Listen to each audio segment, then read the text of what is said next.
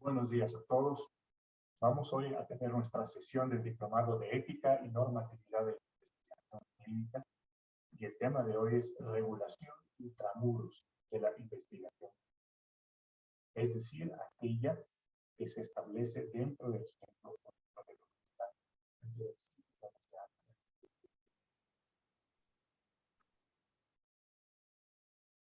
Quisiera comenzar recalcando Perdón, doctor. Buenos días. Se le escucha muy bajito. ¿Pudiera, no sé, subir el volumen o hablar más fuerte, por favor? Permítame, sí. Permítame un instante. Sí, gracias.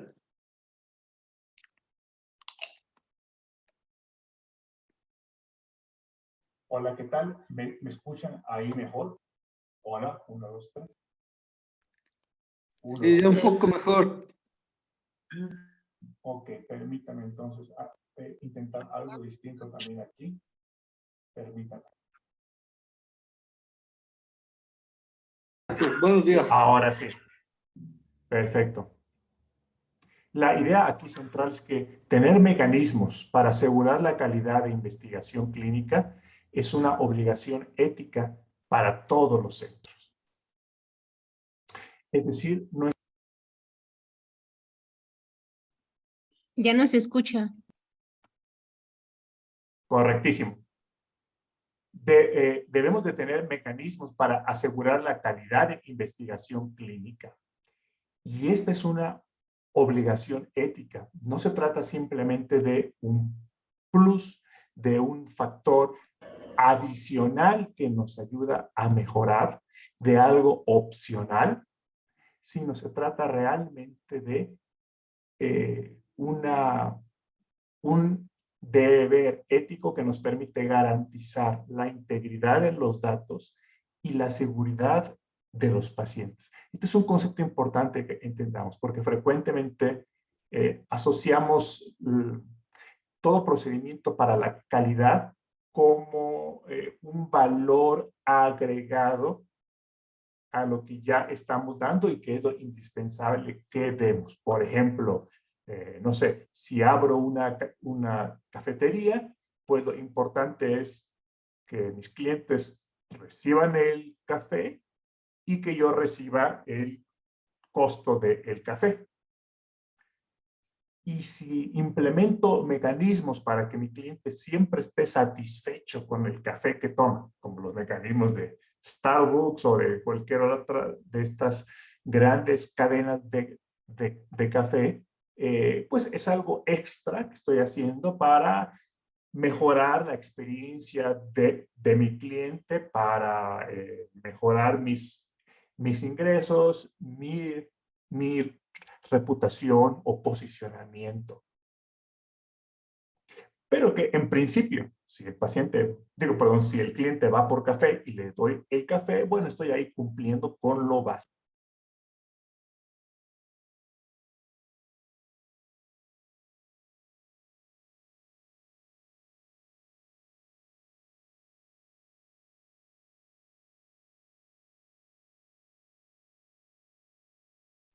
Yo no escucho.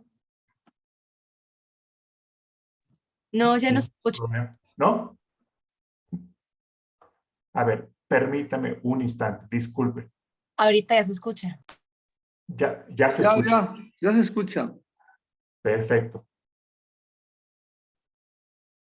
Ok, de acuerdo.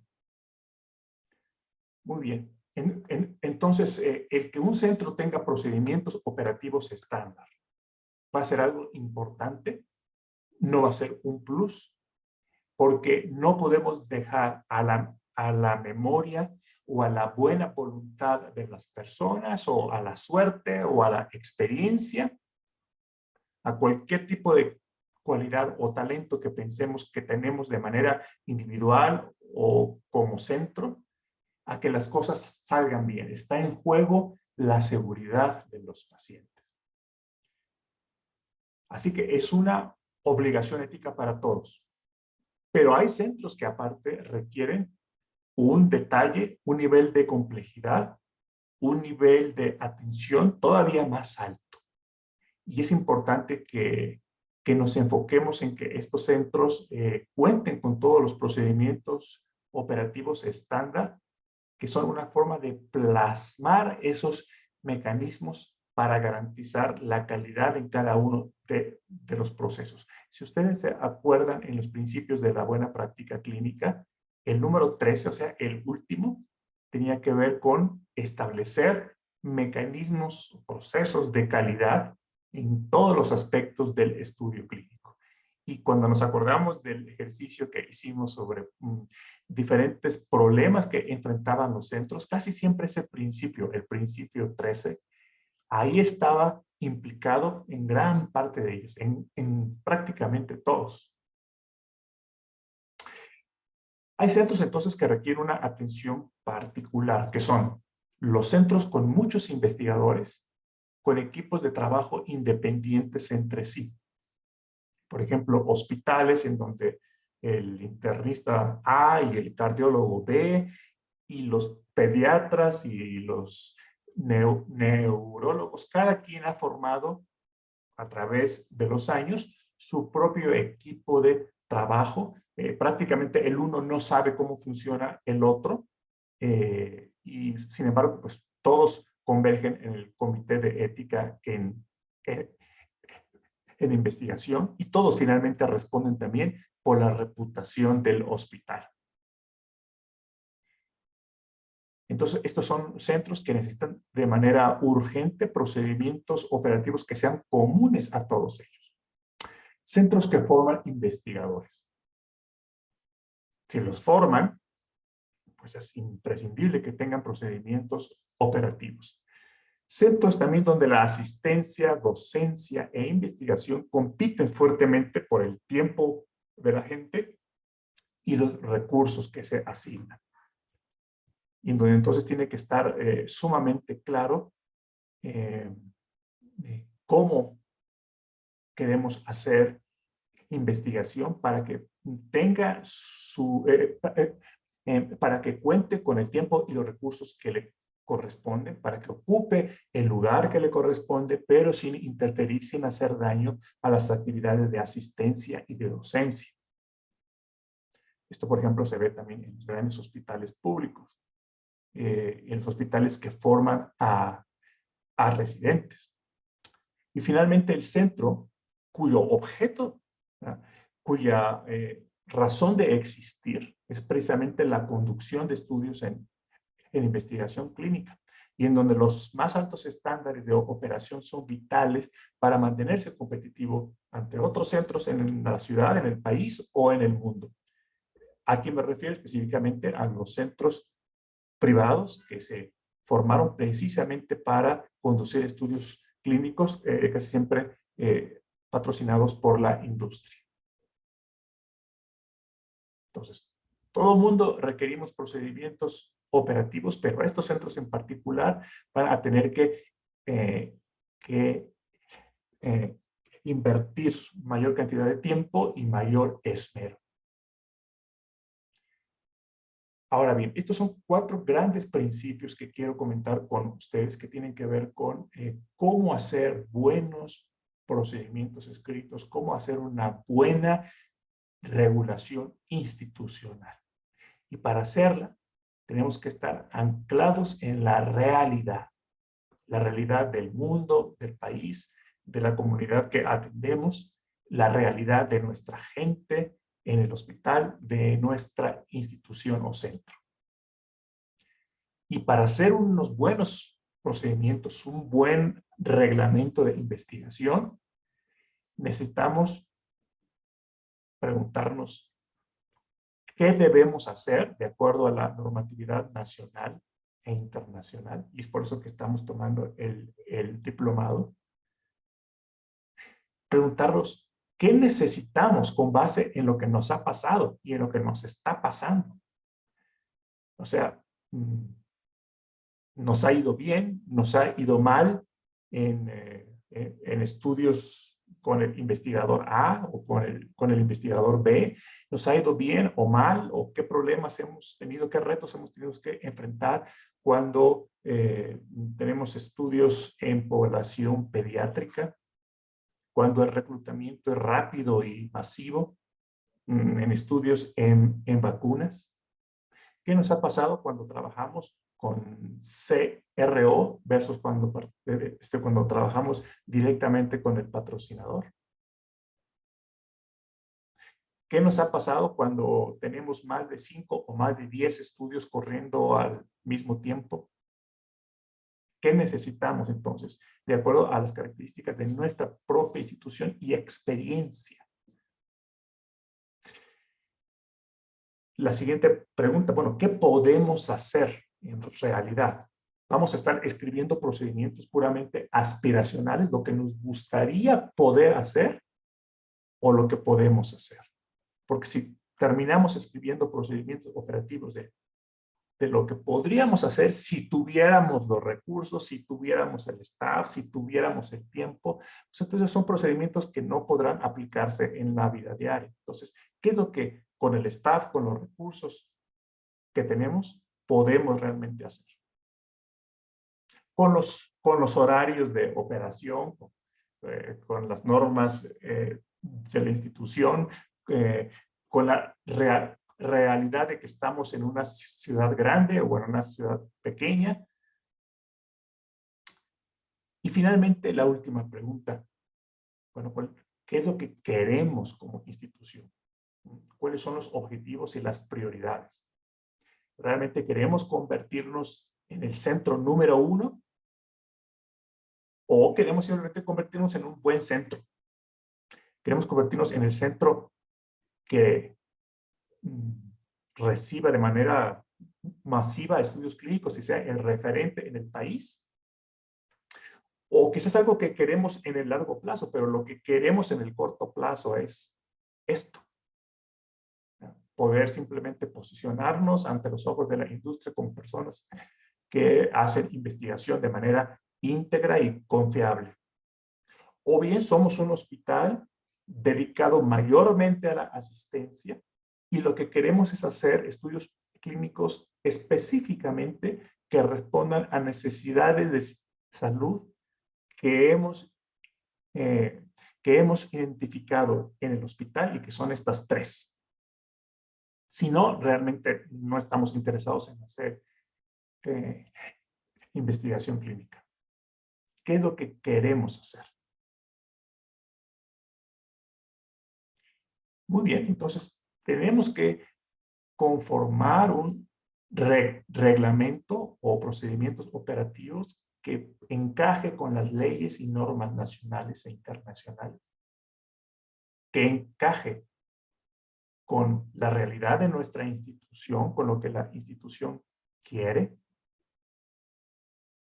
que encaje con cómo nos ha ido, o sea, con la experiencia real que hemos tenido y que encaje con la capacidad operativa, con lo que realmente podemos hacer. Entonces, hay ciertas preguntas que nos pueden guiar para saber si el reglamento que vamos a hacer o el que tenemos ya encaja realmente con las leyes y normas. Estamos en armonía con la Ley General de Salud y el reglamento que de ella se deriva. Estamos en armonía con las normas oficiales mexicanas aplicables al ejercicio de la medicina. Estamos en armonía con la guía de conbioética, con la guía de la buena práctica clínica de acuerdo a ICH o ICH, y las que ha emitido la Organización Panamericana de la Salud o CIOMS, que son los que hemos estado viendo también mucho aquí. Estamos en armonía con los estatutos y normas de nuestro comité de ética, del comité de investigación, del comité de bioseguridad y de la institución madre. Por ejemplo, se trata del IMSS, ISSSTE. Si no estamos en armonía con ello, pues no podremos aplicar esta parte de los procedimientos. O quizá no sabemos si estamos en armonía o no, porque no hemos leído lo suficiente. Entonces, ese es el primer ejercicio que tenemos que hacer. Preguntas que nos pueden guiar para saber si el reglamento encaja con la realidad de nuestra institución. A ver, ¿esta es una institución pública o privada? ¿Es independiente o formamos parte de una red? Si formamos parte de una red, pues nos tenemos que ponernos de acuerdo con todos los centros que forman parte de esa red para que tengamos procedimientos homologados, o quizá un solo set, un solo conjunto de procedimientos que apliquen a todos los centros de esta red. ¿Hay o no fines de lucro? Porque eso también va a guiar el peso que le vamos a dar a, no sé, conducir estudios financiados por la industria y pues quizá también a los horarios de operación, qué sé yo, a la forma en que se va a negociar los contratos y el presupuesto. ¿Cuál es el peso relativo de la investigación frente a la docencia y la asistencia? No es lo mismo las prioridades de uno de los institutos nacionales de salud a un hospital universitario o a una clínica del IMSS. En cada una de ellas, la investigación puede ser algo deseable, pero no necesariamente tener el mismo peso o ser prioritaria. ¿Cuál es el peso de la investigación clínica frente a la básica? Todos los que estamos aquí entendemos la diferencia entre clínica y básica. Sí. Perfecto. ¿Cuál es el peso relativo de la investigación clínica original frente a la patrocinada por la industria?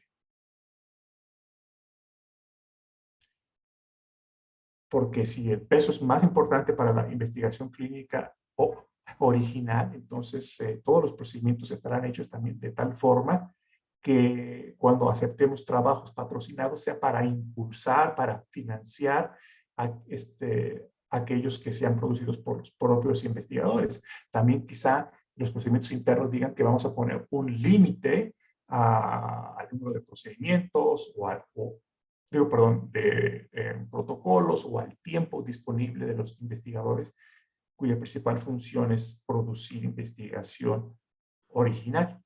O puede ser que no, que nuestro centro sea un centro privado, hecho 100% para responder a las necesidades de la industria farmacéutica.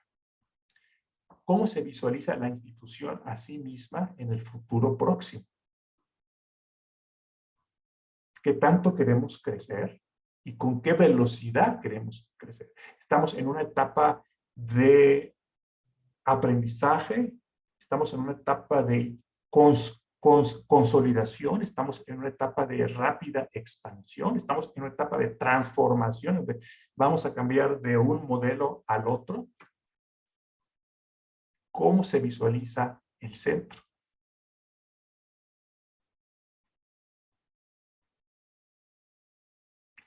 Luego, ¿cómo encaja el reglamento con nuestra experiencia en el centro? A ver, la experiencia actual y la pasada. ¿Cuál es el volumen actual de estudios y cómo ha evolucionado en el tiempo? ¿Sí? ¿Será que que se creó este centro precisamente como un centro privado y sí, con fines de lucro, y el número de protocolos cae y cae? Y quizá tenemos que hacer procedimientos operativos que precisamente mejoren la captación de esos estudios. Quizá tenemos un problema de calidad en el aspecto A, quizá se requiere que el comité de ética se reúna con mayor frecuencia o que tenga más integrantes para que saque las revisiones de los protocolos más rápido. Quizá se requiere incorporar más gente en el staff. O al contrario, el número de protocolos ha aumentado tan velozmente que ya nos encontramos con dificultades operativas importantes. Entonces, los procedimientos tienen que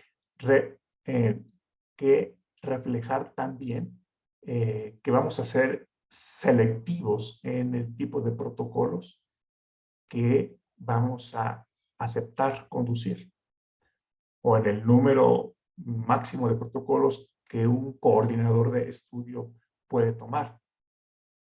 Pensábamos al principio, en la fase de crecimiento, que podría tomar, no sé, 5. Ahora ya, como nos ha ido en la experiencia, nos damos cuenta que 5 es demasiado y que solo pueden ser 3, ¿no? Solo pueden ser 2. ¿Qué problemas de calidad se han presentado? ¿Dónde están esos problemas de calidad? Porque ahí es donde vamos a poner especial énfasis, especial detalle en el procedimiento. ¿Qué intentos de solución han sido más o menos exitosos y por qué? Porque si algo ha sido exitoso, pues por ahí entonces tenemos que irnos y lo debemos de dejar plasmado en el procedimiento. Quizá los procedimientos anteriores, por ejemplo, describían llenar una serie de formatos que descubrimos ya que no mejoran la calidad o que se han vuelto redundantes o que nadie ya llena porque son tan complejos y la gente no le ve el sentido, que no los llena. Entonces nos estamos echando la soga al cuello porque pedimos en el procedimiento que se llene el formato A, B y C y nos damos cuenta que con el B pues basta y sobra. Existen factores ya identificados de riesgo, cosas que todavía no nos han dado problemas, pero porque hemos tenido suerte. Entonces, más vale que entre las estrategias que tengamos para mitigar este riesgo está que pongamos en el procedimiento operativo que se hagan las cosas así y asá, antes que nos pase algo. ¿Cuáles son los activos o logros sobre los que debemos construir? ¿Cuáles son las cosas buenas, lo que nos da una ventaja, lo que nos hace sentir satisfechos con el trabajo?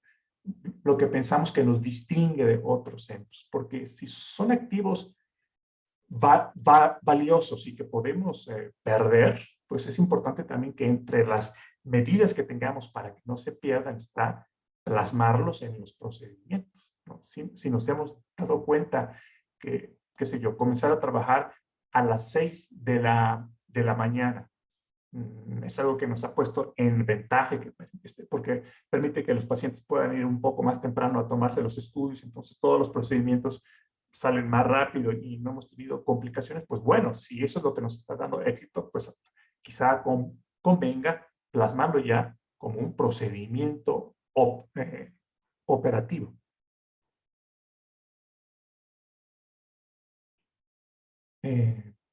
Si lo que nos está dando gran resultado es que los pacientes se sienten súper contentos con el trato personal que se les da, bueno, quizá entre los procedimientos quede en hacer alguna encuesta de satisfacción de nuestros pacientes cada cierto tiempo, algo muy simple, pero que nos permite estar checando que no hemos bajado en eso que nos ha mantenido por tanto tiempo a flote.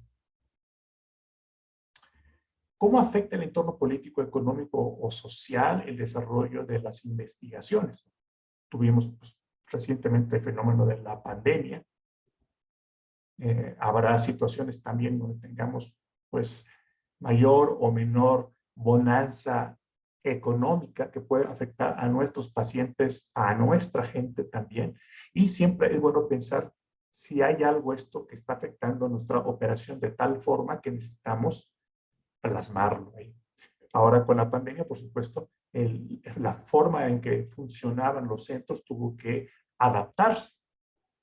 Entonces, pues es importante que esos procedimientos queden ahí y que nos sirvan, porque si bien ya no estamos en pandemia, bueno, otro tipo de riesgos de tipo social pueden presentarse en el futuro. Y lo que nos pasó Seguramente algo de ello nos puede quedar como lección y quizá algo de ello también deba de quedar plasmado de forma permanente en los procedimientos operativos.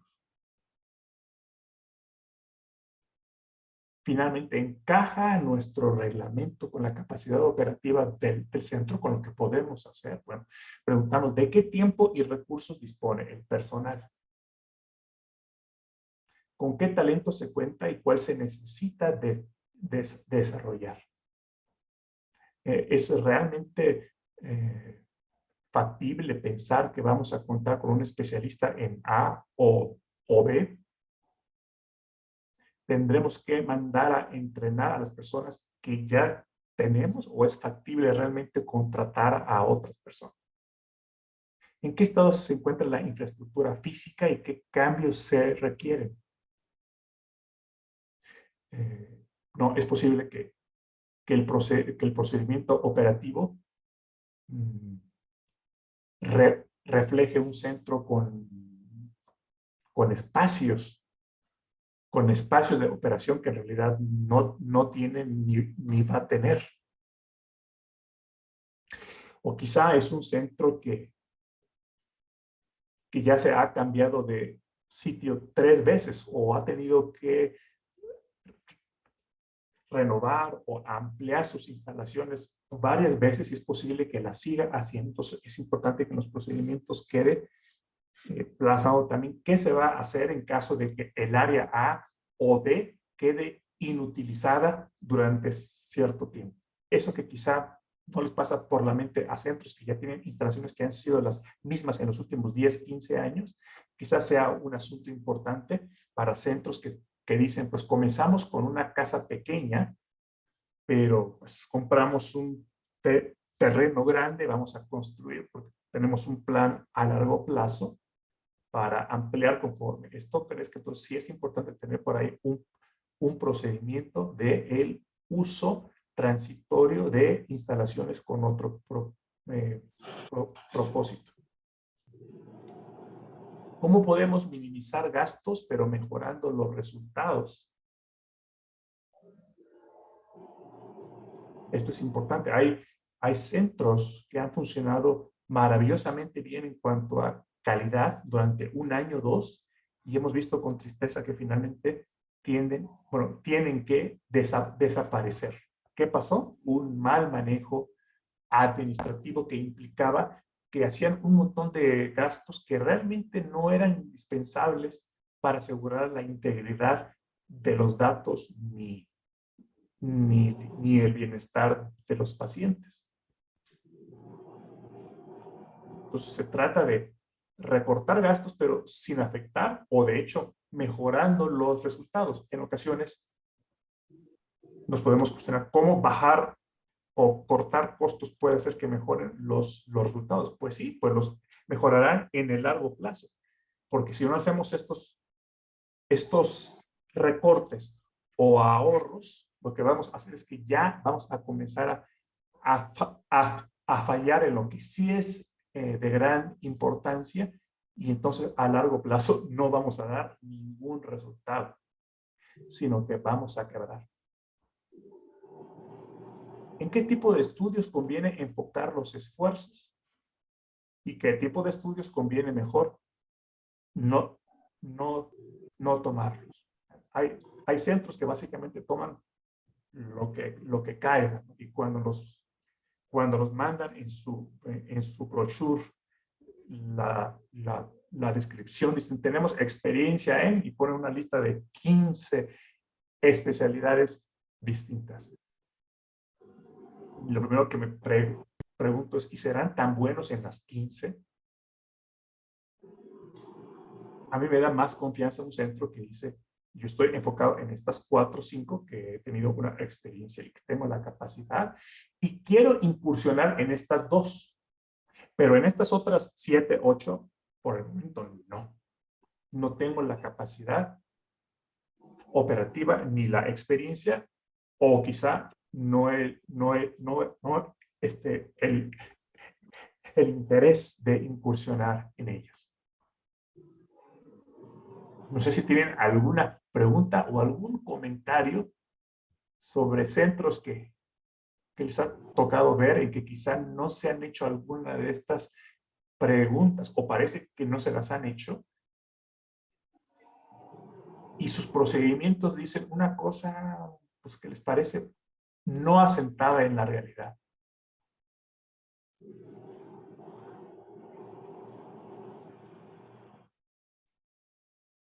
¿Algún comentario?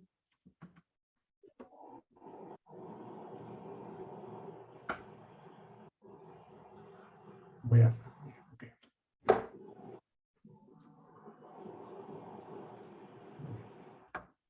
Bien, yo tendría una pregunta, Doc. Sí.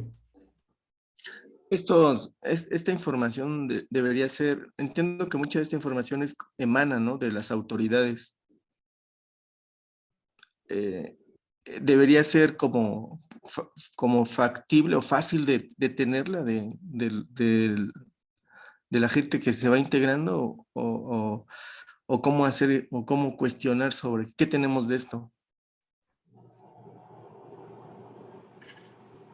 Pues hay que hacerlo simplemente haciéndolo. No hay una norma o una ley que nos exija hacernos este tipo de preguntas. Lo que la norma exige es que si usted establece un procedimiento operativo, se compromete a cumplirlo. Por eso mismo, la reflexión sobre qué poner en sus procedimientos es algo que le compete a la institución. Entonces, son preguntas que se tienen que hacer entre ustedes. No hay una guía o norma que les diga, tienen que hacerse estas 25 preguntas. Pero eso sí, cuando pongas en el procedimiento que trabajas los sábados de 7 a 12, tienes que cumplirlo. Sí, Cuando dices que sí, bueno, sí, es que, por decirlo, hay puntos que son sobreentendidos, ¿no? Como si la institución es pública o privada, si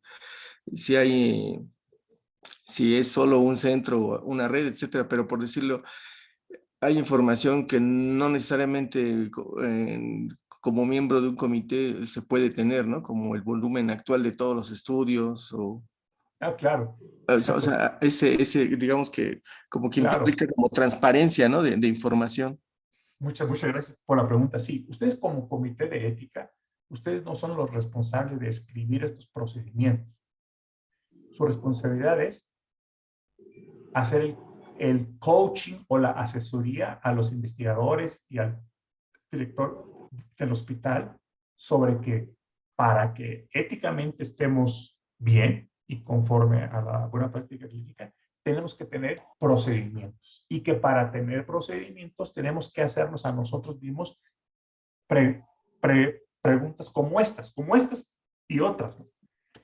Pero la respuesta específica o los datos para contestar las preguntas que están aquí, pues no son responsabilidad de ustedes todas. En cierta sí, quizá preguntas como, pues, ¿cuál ha sido el volumen de estudios? Pues ustedes como comité de ética, pues sí tienen el récord de aproximadamente, bueno, de cuántos protocolos han ustedes estado checando en este año y en los años pasados, claro.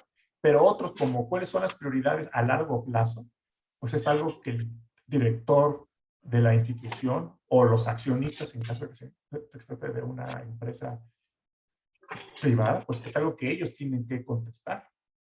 Ustedes como comité de ética simplemente dicen, háganse la pregunta, contéstensela para que tengamos procedimientos apegados a la realidad institucional. Hasta ahí.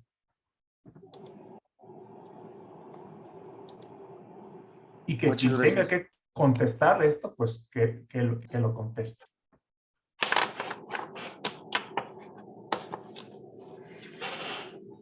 ¿Qué deben contener todos los procedimientos operativos estandarizados? El objetivo de cada procedimiento. ¿Sí? Lo que menciona aquí son las características no del conjunto, sino de cada uno de los procedimientos que están estandarizados e incluidos en el manual de los procedimientos. ¿Okay? Entonces, cada procedimiento que puede ser manejo de las muestras biológicas, puede ser reclutamiento de pacientes, puede ser manejo y administración de los fármacos en investigación. Cada uno de estos procedimientos tiene que tener su objetivo, su alcance, o sea, a quienes involucra, a quienes compete leer este procedimiento, porque ellos participarán en el proceso. No todos los procesos implican necesariamente a todo el mundo. Si el centro es muy pequeño, es altamente probable, si son solamente 5 personas, es altamente probable que los procedimientos apliquen a todos de alguna manera, pero conforme se va haciendo más grande el staff, sí hay procedimientos que ya no aplican, sino solo a ciertas personas. Los cargos, áreas o sectores encargados de cumplir con las actividades descritas. Es importante también que distingamos entre aquellos que deben estar informados porque quizá van a dar una opinión o simplemente deben estar informados porque la información que tengan ellos de estos procedimientos la apliquen a otras áreas. De aquellos cargos, áreas o sectores que sí van a ser responsables de la ejecución de ese proceso. Posiblemente mantener los medicamentos en refrigeración a las temperaturas apropiadas. El accountable o el responsable final, pues ese es el investigador principal, pero el responsable de ejecutar cierta actividad, pues tiene que ser la persona encargada de la farmacia. Debe incluir definiciones, o sea, términos que pueden ser ambiguos o de interpretación subjetiva. Esto es importante, que no se dé por sentado. Por ejemplo, si el procedimiento habla de medicamentos de estudio por todas partes, ¿se refiere solo al medicamento experimental o se refiere también a aquellos que ya pueden estar totalmente comercializados y súper conocidos, pero que son parte del brazo control? ¿Se refiere a aquellos que van a estar bajo supervisión de la persona de farmacia?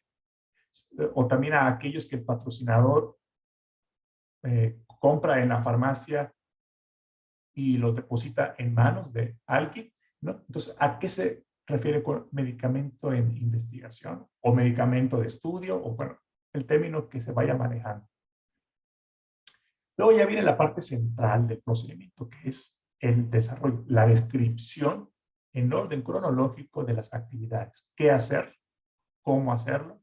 ¿Cuándo hacerlo? ¿Quién lo va a hacer? Paso por paso. Así como si fuera una receta de cocina. Usted primero prepara por una parte, ¿no?, todos los ingredientes de la receta y después procede a licuar esto y a cocer esto paso por paso.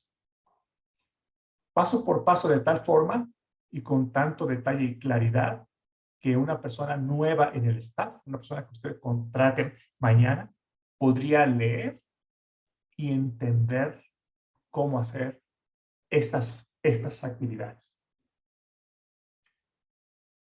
Después del desarrollo, que es la parte central, la parte que va a ocupar quizá el 80% del procedimiento o más, vendrán los formularios, si los hay. A fin de que usted documente esto o de que usted no pierda de vista esto o de que la calidad se asegure de esto, este es el checklist que tiene que hacer en nuestro centro. El formulario que tiene que completar. Perdón, doctor.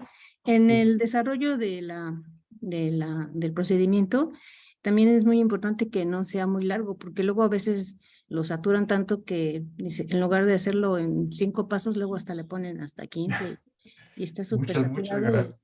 Sí. Y Gracias por también comentar. que se está actualizando también, porque luego van cambiando las cosas y no está actual. Muchas gracias por esto.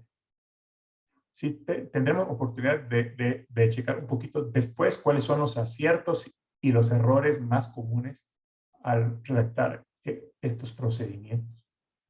Y es sumamente importante esto que nos marca, ¿no? No hacerlos tan detallados que de hecho interfieran, y no solo interfieran, sino que nos echen la soga al cuello, en el sentido de que no solo se puede hacer así, también se puede hacer asá, pero como ya pusimos por escrito que es solamente siguiendo el procedimiento de estos 15 pasos, entonces si ya no cumples el paso número 13, ya violaste tu propio procedimiento.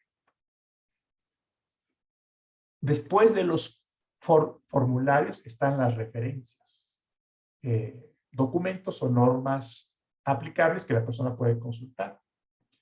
Se pueden incluir anexos como manuales de los equipos, diagramas de flujo, fotografías, todo aquello que ustedes consideran que apoya la comprensión o que podría ser realmente consultado y que es mejor que esté ahí. ¿Sí? Y que en su opinión también, pues, no voy a hacer algo tan transitorio que en 6 meses, pues, ya no, pues, ya son anexos que no sirven, sino que al contrario hasta pueden confundir a quien lo lee, ¿no? Y finalmente la lista de distribución, que son los cargos o áreas o sectores que deben mantener copias controladas del procedimiento cuando aplica. Esto es en centros grandes. Todo procedimiento operativo tiene que tener entonces su nombre, el sitio en donde va a estar almacenado, ya sea físico y o virtual, número y versión, y puede el propio centro implementar su sistema de cómo los va a numerar, cómo va a poner las conversiones. En ocasiones el número puede contener, por ejemplo, el año para que sea muy fácil saber en qué año fue hecho, pero esto ya corresponde al sistema que implemente cada centro. ¿Quién lo preparó? ¿Quién lo aprobó? ¿Cuándo se preparó? ¿Cuándo se aprobó? Y, importante, ¿cuándo entra en vigencia? Vamos a hacer un procedimiento que ya está escrito porque sabemos que a partir del 1 de enero del próximo año entrará en vigencia.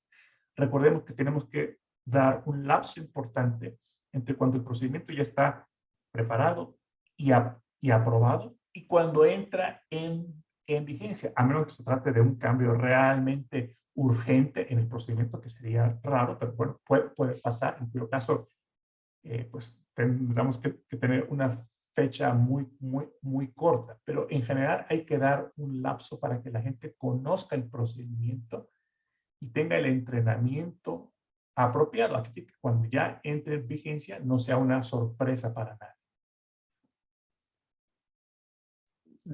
Una pregunta, Doc. Entonces, digamos que aquí entran todos estos mecanismos para asegurar la información, el manejo de la información que luego pues, se maneja como confidencial, los datos de la gente, ¿no? Que participa. Sí, sí. Y ahora con todas estas modificaciones del mundo digital en el que se está transformando todo, ¿no? En diferentes sistemas que ayudan o fortalecen toda esta administración de trabajo. Entonces, todo esto debe ser claramente protocolizado. Esto es lo que debo entender entonces, ¿no? O sea, bien Así es. definido en cada uno de los procesos. Así es, completamente, doctor. De hecho, y creo que no lo mencioné en otra parte y es importantísimo, tenemos que tener un procedimiento para cómo redactar y revisar, actualizar, aprobar los otros procedimientos. El procedimiento de cómo hacer procedimientos. ¿Quién es la persona o personas que realizan la revisión y actualización de un procedimiento? ¿Quién dispara ese proceso y cuándo se dispara? Se revisan anualmente y si hay necesidad de hacerlo antes, ¿es el director del centro o quién dispara esto? ¿O es a sugerencia del presidente del comité de ética? ¿Quién puede llevar al director del centro la necesidad del cambio en un procedimiento operativo?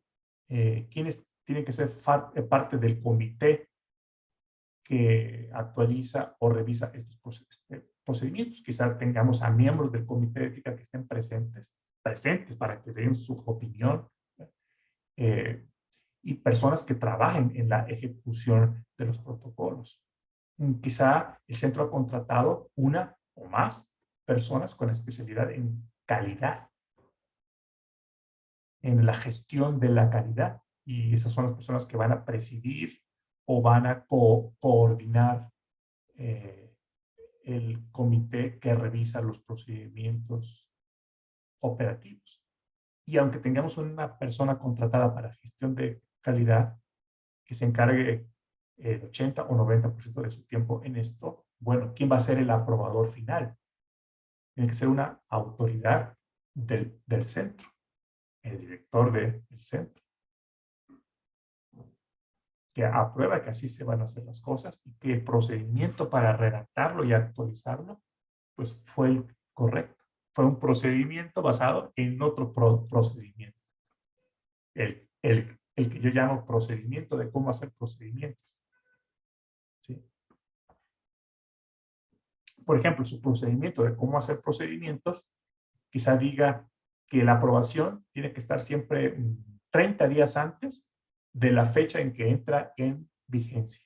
Que en ese tiempo se tiene que entrenar a todo el personal implicado en la operación del nuevo procedimiento y que se debe de documentar que esas personas, esas 2, 3, 4, 5, 10 personas a las que aplica ese procedimiento fueron capacitadas, que conocen este procedimiento, estampada su firma tal día del mes de diciembre, fuimos entrenados y estamos en total conocimiento del nuevo procedimiento que va a entrar en vigencia, qué sé yo, el 1 de enero.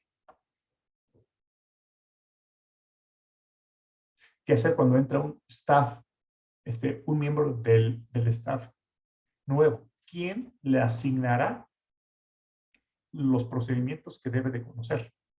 Hay alguien que le tiene que decir, para ti que te contraté para este asunto, te aplican los procedimientos 2, 4, 6 y 8.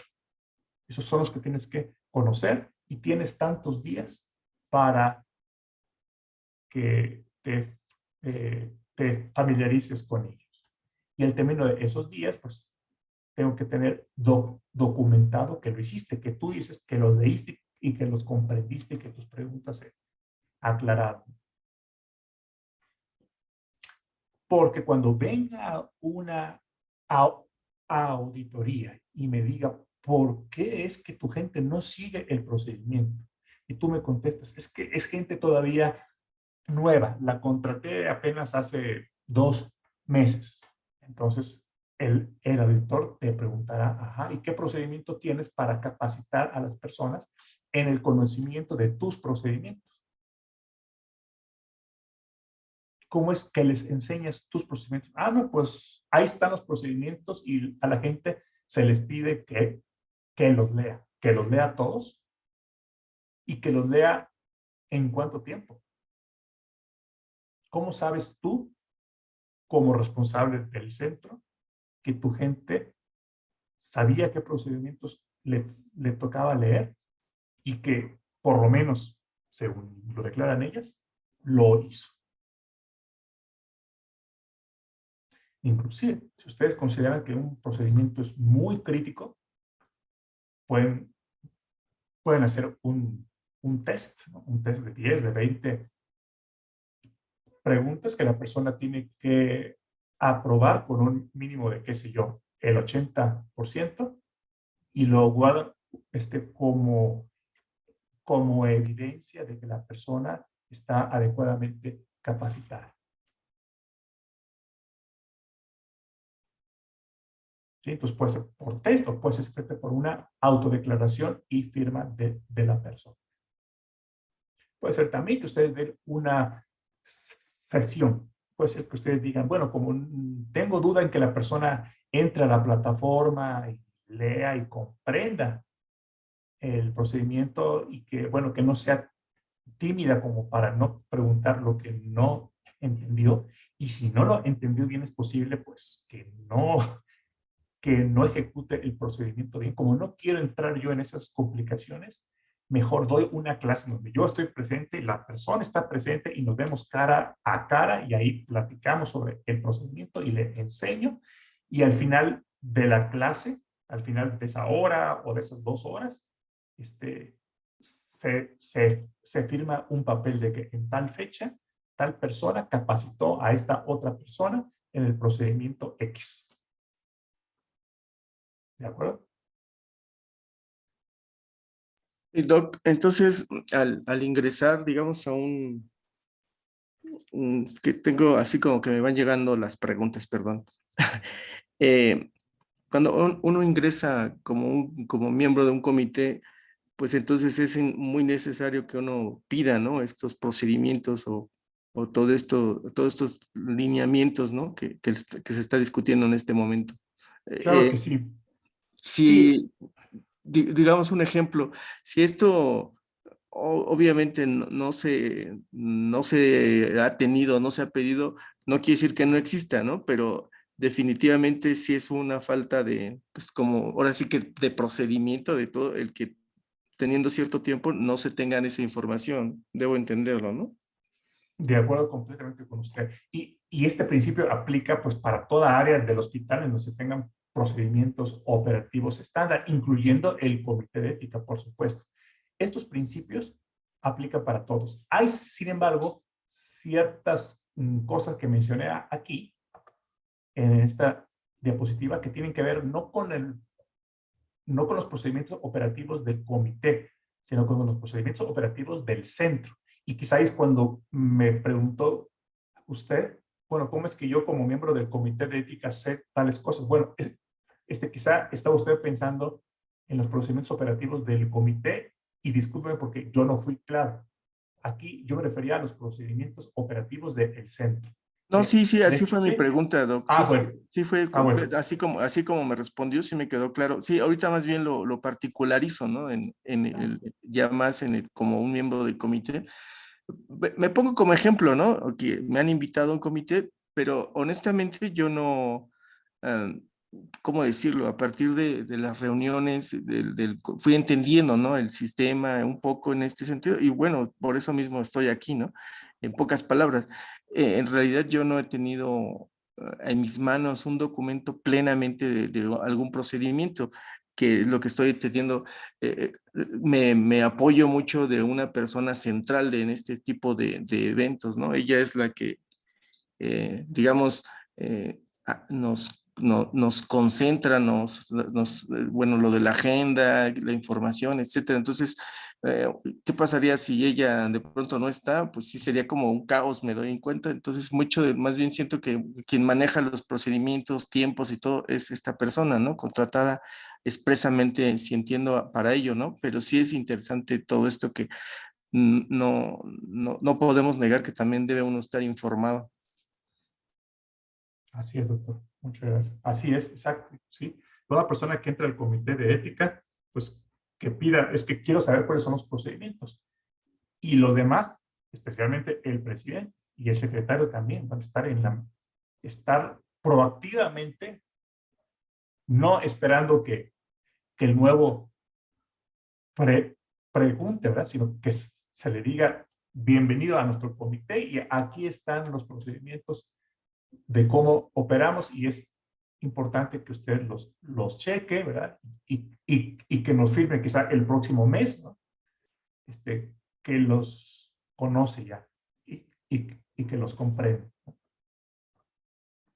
Doctor, por lo regular cuando se hace eso, se llena primero el registro de responsabilidades y ya después se va llenando lo que es el registro de entrenamiento. ¿A quién le va a tocar cada cosa? Claro. Y de hecho, ninguna persona tendría que asumir ninguna responsabilidad sin documentar que ya entiende los procedimientos que atañen a la responsabilidad. Es decir, lo correcto sería que las personas que ingresan a un comité de ética, pues todavía no puedan participar en los procesos del comité de ética hasta que realmente se cumple ese mes o lo que sea de capacitación.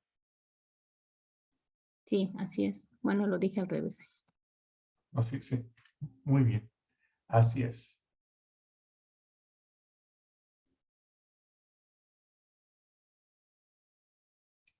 Perfecto. Entonces, ¿Cuáles son algunos indicios, algunos síntomas por ahí que nos hacen pensar que usted cuenta con un buen manual de procedimientos, con un buen reglamento de investigación? Aquí puse unos, ustedes quizá también puedan pensar en otros. Uno es que los procedimientos se pueden realizar, se pueden realizar en la forma en que se describe. Si el procedimiento dice,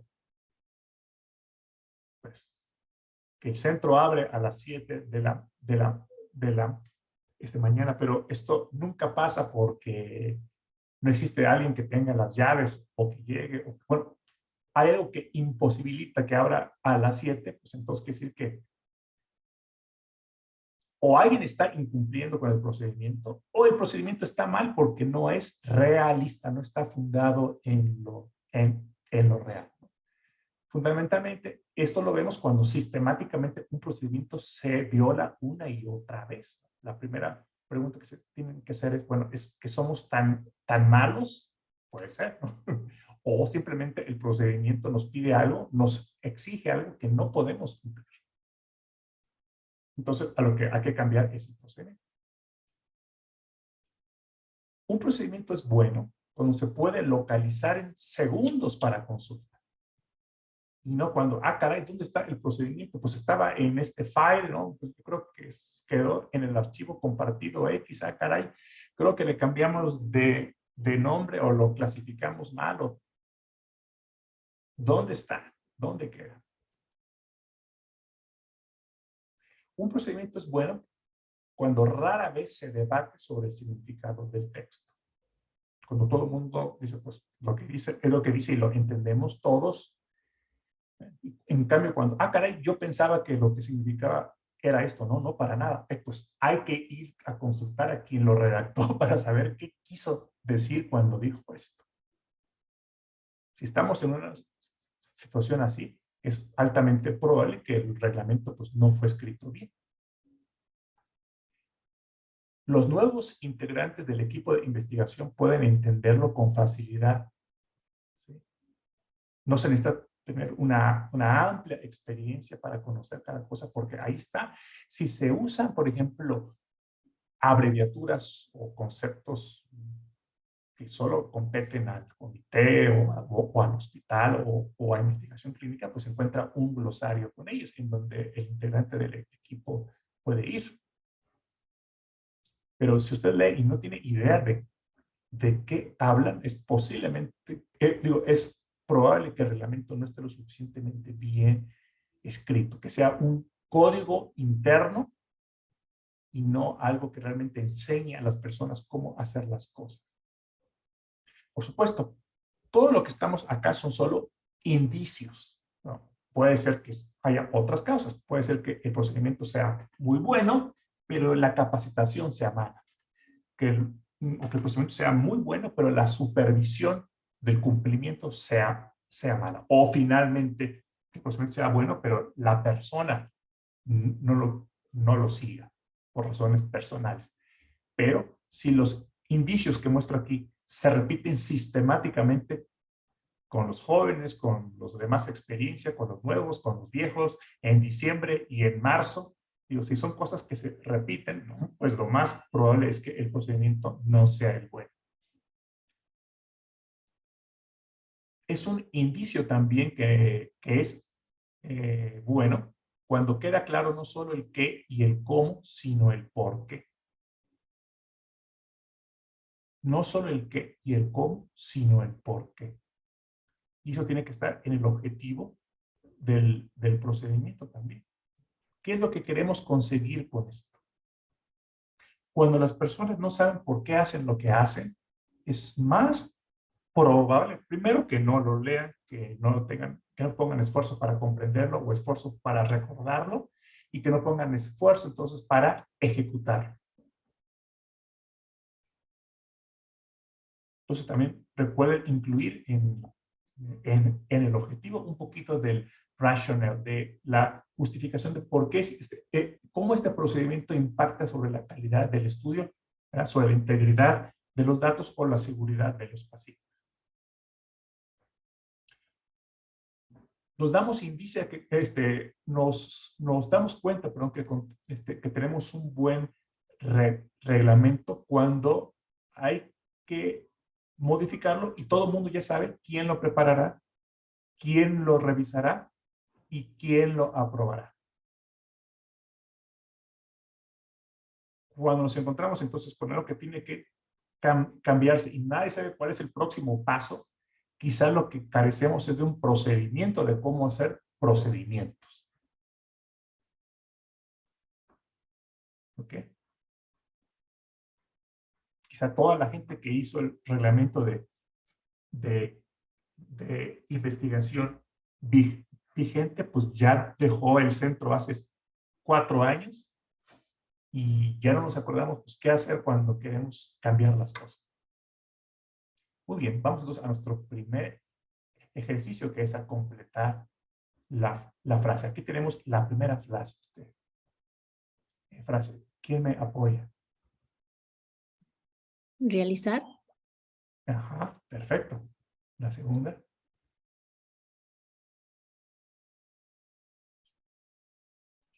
Se puede localizar en segundos Muy para bien. consulta. Muy gracias, doctor. Muy bien. Los 3. ¿Entender? Debatir. Debatir. Ah, Debatir. debatir. Ok. Ujú. ¿Entender con facilidad? Muy bien. 5. ¿Qué se va a hacer? Sino por qué. Sí, no, ¿por qué? Ajá.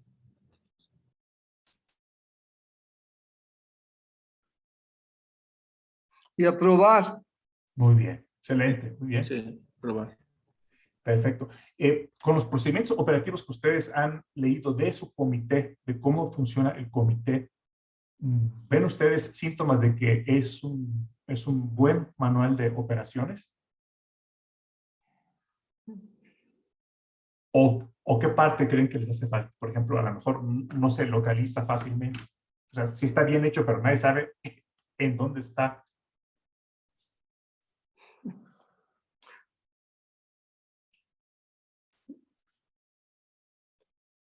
Sí.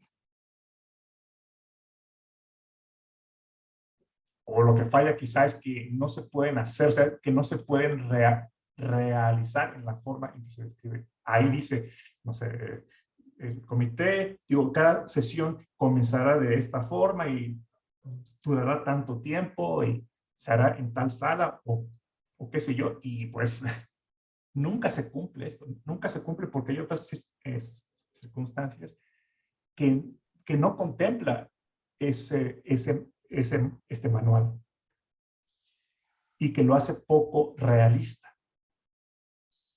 No sé si es el caso con sus procedimientos del comité. Pues,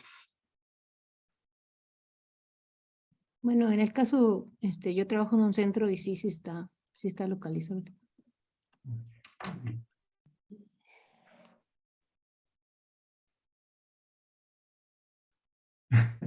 Bueno, pues que nos quede esto para reflexión personal. Cuando Sí, tengamos así se oportunidad, me queda, Doc. Sí, así lo veo exactamente, yo. ir a checar los procedimientos y preguntarnos, caray, cuando leo esto, ¿lo entiendo para comenzar? Bueno, para comenzar, lo, lo puedo localizar, ¿no? Y ya que lo tengo, lo puedo comprender. Y si lo comprendo, bueno, esto se hace, y si no se hace es por culpa de todo lo que estamos aquí o porque el procedimiento realmente, quién sabe en qué estaban pensando cuando lo hicieron, pero no tiene nada que ver con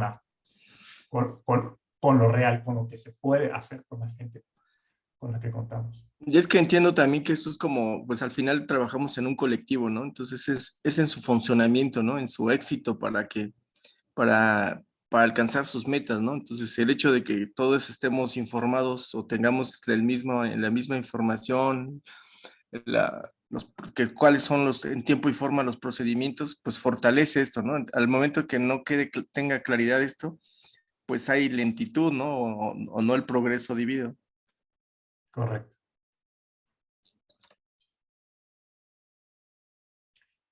También en contraposición, entonces, así como vimos los indicios de que tenemos un buen reglamento o manual de procedimientos operativos, también cuáles son los indicios de que no está tan bien. Primero, pues que no son aplicables a la realidad cotidiana, son puramente aspiracionales, ¿no? Por ejemplo, dice ahí que habrá una asesoría de todos los investigadores participantes, ¿no?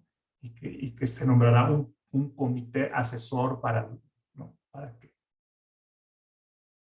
para que se acompañe al investigador nuevo. Entonces, hay que pensar, posiblemente sí son aplicables y lo que nos está faltando son otros instrumentos para que se hagan realidad, ¿no? Posiblemente pues, nadie leyó el procedimiento, quedó en el olvido, pero sí contamos con el staff, en el comité o con el tiempo para que se asesore, por ejemplo, a los investigadores jóvenes. Está bien, pero puede ser también que no sea aplicable, ¿no? Pues con las 5 personas que contamos en el comité, pues nunca, o sea, no nos va a dar tiempo para esto. O trabajamos en un centro solamente con estos 3, 4 investigadores con amplia experiencia, mucha más amplia que nosotros, así que eso de asesorarlos, pues no aplica en nuestro caso. Bueno. Otro, repiten lo ya expuesto en otras normas o reglamentos, ¿no? Y se pasan páginas y páginas citando a la GCP de ICH o el reglamento de la OPS o de SIOMS, ¿no? Y para que se haga un poquito más grueso el manual y no quede en unas 4 o 5 páginas, pues lo hago un poquito más grueso. O demasiado detallados es un extremo. Entonces, como nos contaba, disculpe que no tome nota de quién lo comentó, no sé si era Berenice o quién lo comentó, que a veces ponen demasiado detalle en los procedimientos. Yolanda, doctor, yo. Yolanda, perdóneme, Yolanda, disculpe. Yolanda, sí, en ocasiones, pues quizás solamente son 5 los pasos, y si me pone 14, 15, primeramente va a ser más difícil que los comprenda, pero también más difícil que los siga, ¿ya? Que los recuerde y que los siga. Y más fácil de que quizá me salte el paso 11, ¿no? Porque del paso 9 al paso 13, pues el 10, 11 y el 12, pues son opcionales. O de hecho, es imposible operativamente llegar al 12 sin pasar por el 10 y 11. Entonces, que los menciones es algo súper obvio. Puede ser. Entonces, sí, tener demasiados pasos complica la comprensión y nos pone una soga al cuello al exigirnos que tenemos que hacerlo necesariamente así y no de otra forma. Pero también el otro extremo es que sean muy vagos, ¿no? Que nos pasemos del paso 2 al paso 13 y que sepamos que si no se hacen los pasos 7, 9 y 10, la calidad del resultado final en el paso 12 o 13, pues va a ser muy distinto. O sea, que sí es importante, que sí es crucial para la integridad de los datos o la seguridad de los pacientes o para las prioridades de este centro, para el tipo de calidad que nos interesa presentar a la industria y a nuestros pacientes, que se hagan todos estos pasos así. Bueno, si es así, si hay que seguir 25 pasos, está bien, pero piensen siempre. Pues ni demasiado detallados, ni demasiado vagos, que hagan que finalmente pues sea una declaración ahí de principios y básicamente algo como lo quieras hacer. Otros, pues que no están actualizados. Un procedimiento que ya tiene 4, 5, 6 años, bueno, no necesariamente está mal, pero sí nos hace pensar qué raro que no sea actualizado. No dan alternativas en caso que no estén presentes las personas que detentan ciertos cargos. Eso es cierto. Eso se ve mucho también. En el procedimiento está que tal persona tiene que hacer tal cosa. Bueno, ¿y si no está esa persona? No ofrecen alternativas o variantes ante requerimientos especiales de los estudios. Bueno, y si el estudio requiere que se envíen pruebas, porque se envíen muestras congeladas los días viernes, si el procedimiento requiere, digo, si el estudio requiere que se congelen a menos 70 grados, a menos 70 grados, que se va a hacer, ya se contempla un convenio con otro centro o con un laboratorio local que cuenta con ese tipo de ultracongeladores.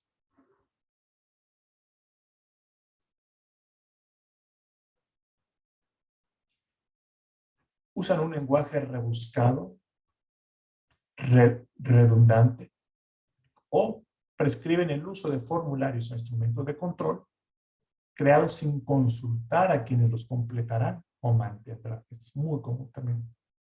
La persona que está haciendo el procedimiento se le ocurre la brillante idea de construir un lindo formulario con 20 celdas o 20 espacios que se deben de completar, sin consultar a las personas que van a llenar esos espacios. Entonces, al final terminamos con un formato que es dificilísimo de llenar porque las celdas son muy pequeñas o porque para conocer el dato en la celda 15 pues se requiere otro tipo de información que no contamos y lo que va a terminar pasando es que tenemos formularios semi-completados o que toman mucho tiempo, ¿no? O que el campo fulano no se sabe bien qué es lo que pide y ciertas personas lo completan de una forma y otros lo completan de otra. ¿Sí? O que quizá de los 25 datos que pide, los que realmente nos garantizan la calidad del procedimiento son 13. Porque los otros ya están en formularios de otras áreas. ¿No? Y frecuentemente la respuesta que yo veo es, o la justificación que me dan es, bueno, sí los tiene esa otra área, pero no las tengo yo. Bueno, entonces pregunta a la gente que lo completa si tendrá el tiempo para hacerlo o piensa en la forma de hacer un formulario común en donde un área, bueno, una zona, un área del papel o de la pantalla sea llenada por la persona X y la otra parte sea llenada por la persona Y, pero que quede todo en una sola pantalla, ¿no? Que todo el mundo entre a la plataforma y complete la parte que le toca, en vez de estar repitiendo esos campos en tantos distintos formularios. No sé si les ha tocado ver esto también.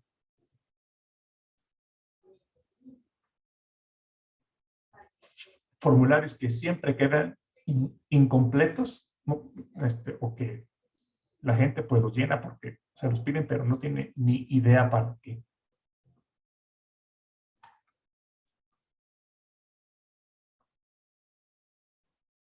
Entonces, aparte de hacerse la pregunta, ¿necesito un formulario para esto? Y la pregunta, ¿qué datos son los indispensables? ¿Qué datos puedo yo traer de otros formularios que ya existen? La tercera pregunta importante es, ¿ya lo consulté con las personas que van a estar haciendo la chamba? ¿O yo desde mi escritorio dije, esta tabla de Excel me quedó súper padre?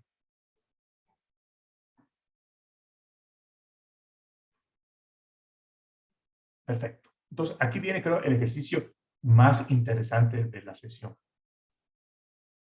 Consiste en esto. En la columna de la izquierda, ustedes ven un posible error en la redacción de los procedimientos operativos estándar. A la derecha, queremos que ustedes piensen y me digan al micrófono o me escriban en el chat box qué preguntas se tendrían que hacer a sí mismos o a los miembros del equipo para que no pase el error de la columna de la izquierda.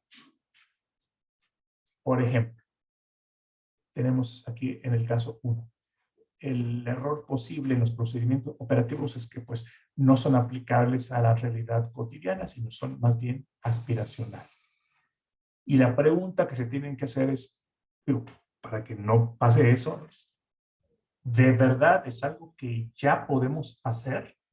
¿O se trata de algo que nos gustaría llegar a hacer en el futuro, ¿eh? Algo que aspiramos a hacer, pero que en este momento pues no contamos ni con el tiempo, ni los recursos, ni el conocimiento, ni el staff para hacerlo. Si se hacen esa pregunta a sí mismos en cada procedimiento que se escriba, es menos probable que se cometa el error de tener un procedimiento no aplicable a la vida cotidiana. En el ejemplo 2, el error de que tenemos un procedimiento que repite lo ya expuesto en otras normas o reglamentos. Bueno, para que no se llegue a eso, pues la pregunta que se hacen a sí mismos y a los miembros de su equipo es, ¿vale la pena repetir esto en el reglamento que estamos escribiendo? ¿O podemos solo referir al lector a la fuente original? ¿No? Ponemos ahí un link o la referencia, y si el lector tiene dudas, pues que lo consulte. ¿Sí? Entonces, pasemos al ejercicio con el error número 3. Tenemos procedimientos demasiado detallados o demasiado vagos. Son los dos extremos. ¿Qué pregunta o preguntas tendrían que hacerse para que no caigan en eso?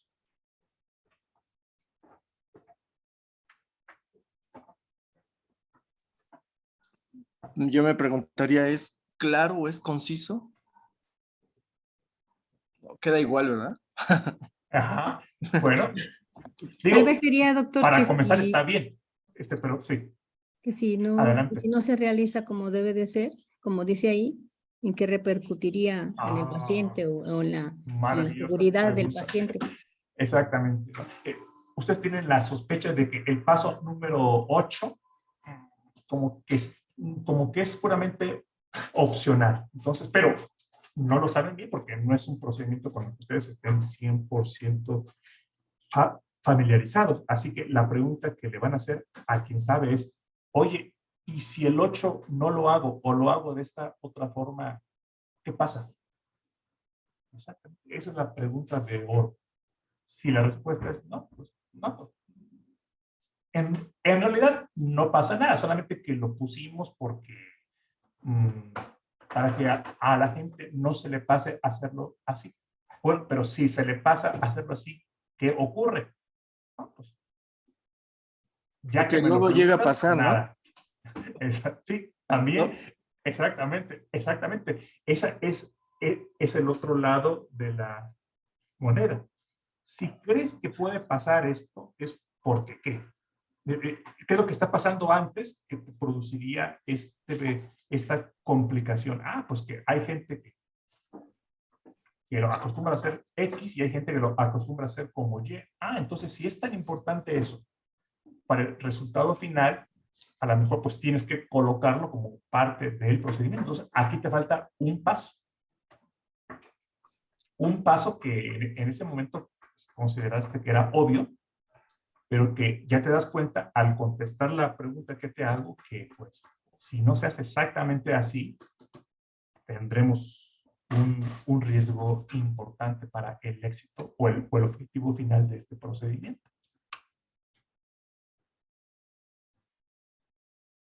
También podría ser ¿sí? el tiempo que se dedica, que a lo mejor es demasiado tiempo y se podría hacer en un procedimiento de 3 minutos, se hace hasta de muy 5. bien.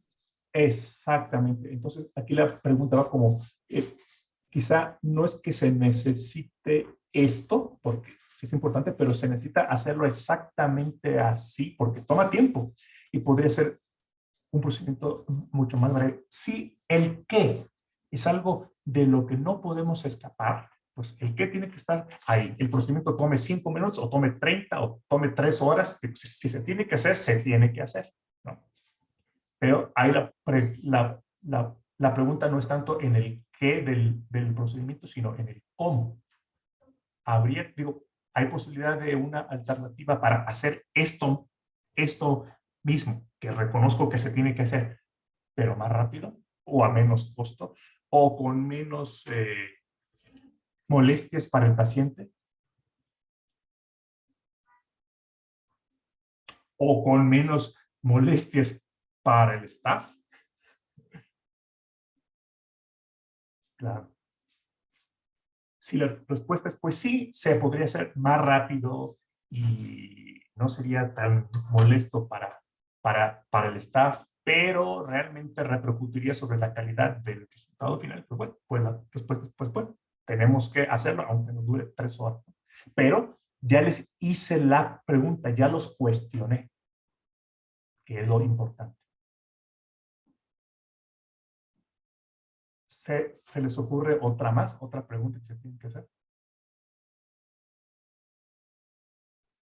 No.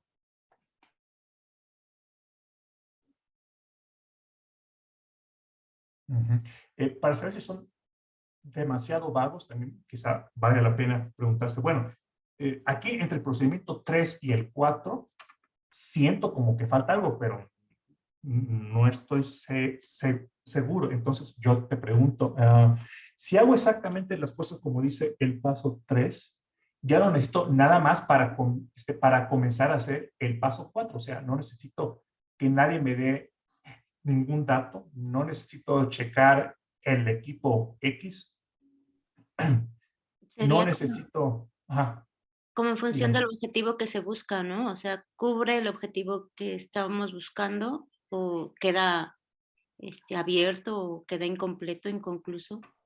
Ujú. Sí, si no puedo comenzar a hacer el paso 4, a menos que tome otras acciones o reciba información, datos de otras partes, pues entonces yo creo que entre el 3 y el 4 pues es importante especificar eso, porque si no lo hago o no lo recibo de otra persona, pues no podré comenzar ese paso 4. Ahora, si la respuesta es que es intrínseco al paso 3, o sea, si cumples el paso 3, forzosamente te dará como resultado la información o la preparación física que implica comenzar el paso 4. Bueno, entonces que se quede así como está. Si completas el paso 3, no necesitas nada más para comenzar el paso 4. Muy bien. Y a propósito de 4, vamos al error posible número 4, que los procedimientos no se encuentren actualizados. Usted tiene la duda cuando ve la fecha en que entró en vigencia el procedimiento X, tiene duda de que, caray, pues parece que ya pasó una buena cantidad de tiempo, ¿no? Esto ya tiene sus 3, 4 añitos, pero tiene dudas. A lo mejor, digo, no se necesita actualizar. ¿Qué pregunta te harías?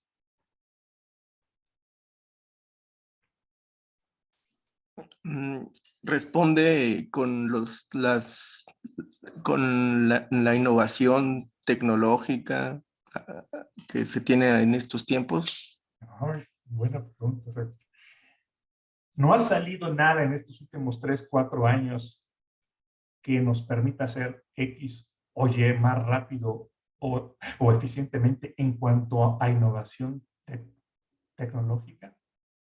Muy bien. Pues, quién sabe. Ahora que lo preguntas, pues hay que checar porque yo conozco a fulana persona de otro centro que me dijo que vio en no sé qué sitio que esto se puede hacer con el aparato tal o con el procedimiento tal en forma mucho más rápida y sin que le duela tanto al paciente. ¿Ok? Entonces, investiguemos. También lo que a veces pasa, ¿no, Doc? Que repetimos reglamentos o repetimos procedimientos a veces, o vamos a pensarlo, exportamos para aplicarlos, ¿no? Entonces, no necesariamente todos los puntos son aplicables a nuestra realidad, como se decía, ¿no? ¿Sí? Y ahí es donde debe entrar la evaluación, si sí está actualizado a las necesidades, ¿no? Exacto. Del lugar. Si ustedes saben que el centro ha tenido cambios importantísimos en los últimos 2, 3 años. O sea, desde cuando se escribió ese procedimiento, ha tenido cambios como, por ejemplo, híjole, aumentamos mucho de staff o al contrario, perdimos staff. Nos llenamos de protocolos casi de la noche a la mañana. O al contrario, ya casi no hemos recibido ejercicios de factibilidad para comenzar protocolos. Si hay cambios también como ampliamos las instalaciones, ¿no? Si hay cambios en el centro, entonces cuestiónense. Estos cambios repercuten en la forma en que tenemos que hacer las cosas y por lo tanto en los procedimientos escritos. Porque esto se escribió cuando éramos 5 personas, ahora somos 15. O al contrario, ¿no? Esto se hizo cuando teníamos 3 personas encargadas exclusivamente de gestión de calidad. Ya ahora la calidad, pues lo supervisamos entre nosotros porque tuvimos problemas pues, en el centro con estas personas y bueno. Entonces, ¿será que tenemos que hacer los procedimientos ahora con un nivel de detalle distinto? ¿O ser menos exigentes para adaptarnos a la nueva realidad?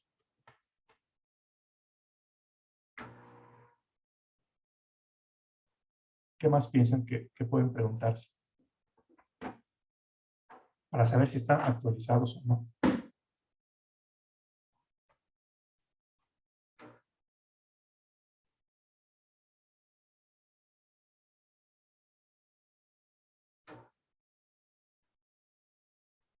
Otra idea.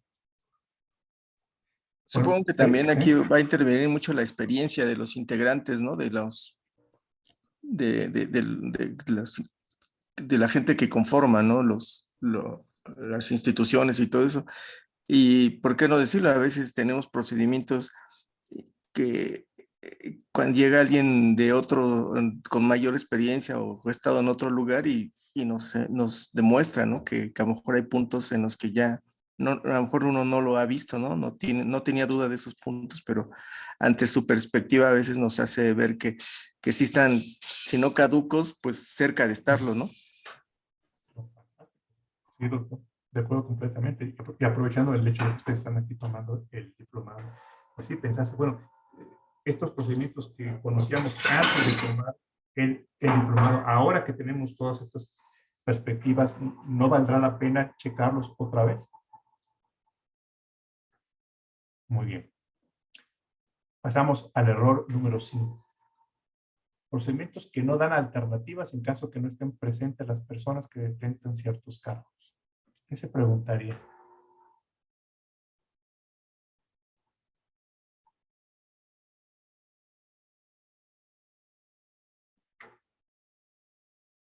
Doctor, sería revisar en la delegación de responsabilidades, si quién va a ser el punto A, B, C y D, y cuántas personas están entrenadas para esos puntos y quién o sea, si haz de cuenta, si está de vacaciones, quién está de backup de esa persona. Muy bien. Exacto. Y si estas personas que se encuentran en el formato de delegación de responsabilidad no están contempladas como personas a las que les aplique el procedimiento, pues entonces quiere decir que hay que cambiar el procedimiento para que les aplique también en caso de.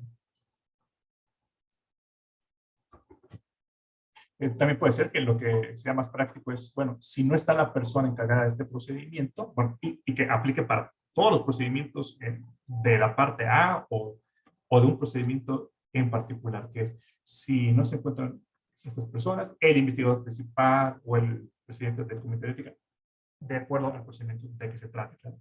O el director del hospital se encargará de asignar y de capacitar a la persona.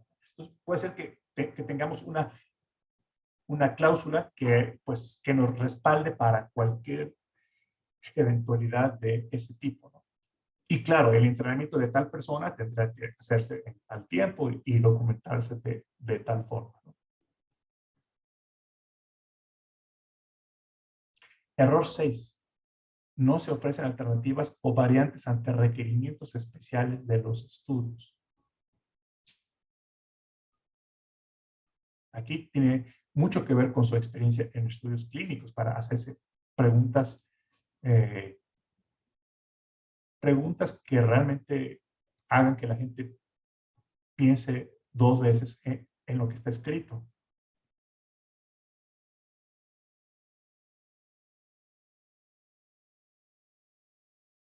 Entonces, ustedes se echan mano de su experiencia y dicen, bueno, a mí me tocó ver estudios que piden tal cosa.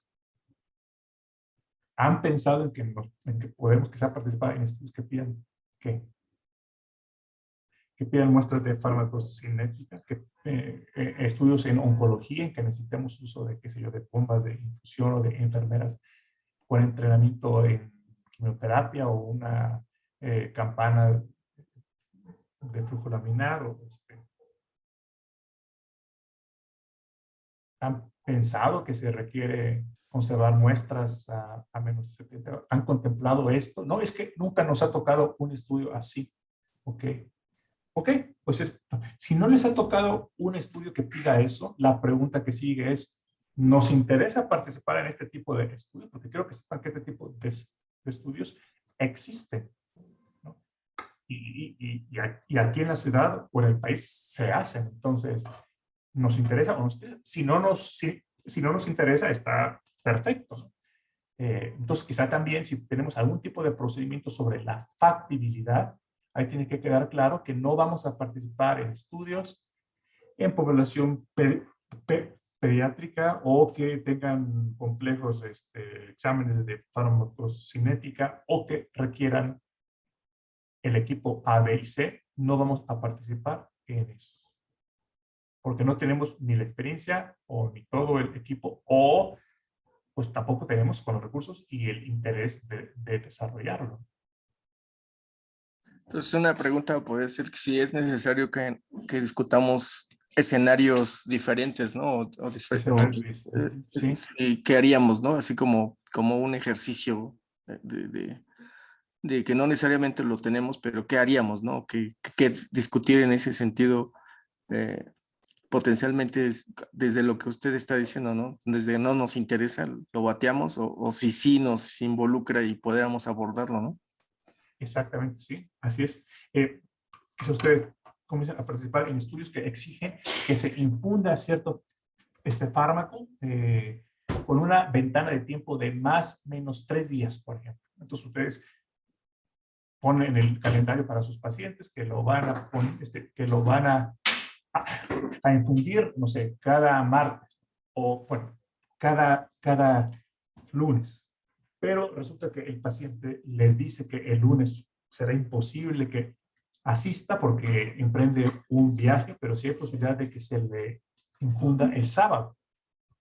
Dentro del protocolo es perfectamente posible. Ustedes saben que el paciente necesita recibir el fármaco para su bien y también para mantener la integridad del protocolo, que así lo exige. Pero si ustedes tienen un